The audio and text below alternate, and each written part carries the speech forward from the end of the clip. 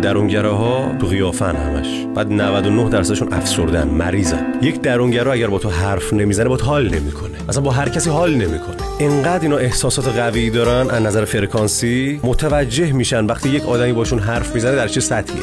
رفیق بازی نمیکنن، عموما تنها هستن، دنبال راضی کردن همه نیستن. رفیقای خیلی خوبی هستن، یعنی با هیچ که حال نمیکنه، با یکی رفیق بشه تا تهش باش میمونه. مسائل رو از زوایایی میبینه و آنالیز میکنه که اصلا تو توان فکریشو نداری. در ادبیات، شعر و هنر اینا بسیار آدمای موفقی هستن. معمولا آدمهای درونگرا حرف نمیزنن، ولی اگر حرف بزنن فن بیان خیلی خوبی دارن. یعنی خیلی وقتا یه درونگرا وقتی وارد یک جمع میشه همه ممکنه باش حال نکنن، بگن چقدر اخموی قیافه گرفته. قیافه نگرفته، خجالتش رو پشت اخم داره قایم میکنه. بیزینس و اینا خیلی موفق نیستن. شما راحت میتونی بکنی تو پاچش، یعنی واقفه که داره میره تو پاچش ولی حال و حوصله نداره باهات بحث کنه. نه اینکه خنگه ها، اصلا حال نداره، اصلا حال و حوصله نداره که به تو بفهمونه که آقا من فهمیدم تو داری میکنی تو پاچم. این از هوش بالاشون میاد اتفاقا.